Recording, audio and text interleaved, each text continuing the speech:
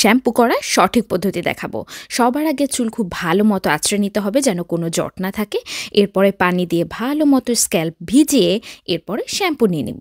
এবং আমি এখানে ব্যবহার করছি আমার খুব পছন্দের Dove intensive repair shampoo.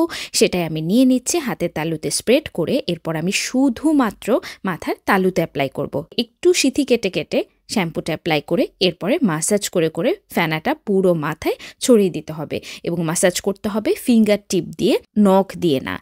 Massage করা হয়ে গেলে এরপরে আমি একটুখানি পানি নিয়ে আর একটু ফেনা তৈরি করে নিব এবং আবারও আমি আরও কিছুক্ষণ ধরে মাসাজ করব যেন স্ক্যাল্পটা খুব ভালো মতো পরিষ্কার হয়ে যায়। কিন্তু কোনো অবস্থাতে আমি কিন্তু আমার চুলের আগায় আমি আলাদা করে কোনো শ্যাম্পু অ্যাপ্লাই করব না।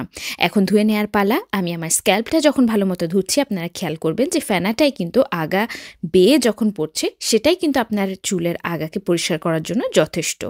এবং সেভাবে ভালো মতো ফেনাগুলোকে পরিষ্কার করে এরপর হাত দিয়ে চিপে চিপে পানিটা ঝরিয়ে নেবেন। এখানে আমি সবসময়ের মতন গামছা ব্যবহার করছি অতিরিক্ত পানিটা শুষে নেওয়ার জন্য।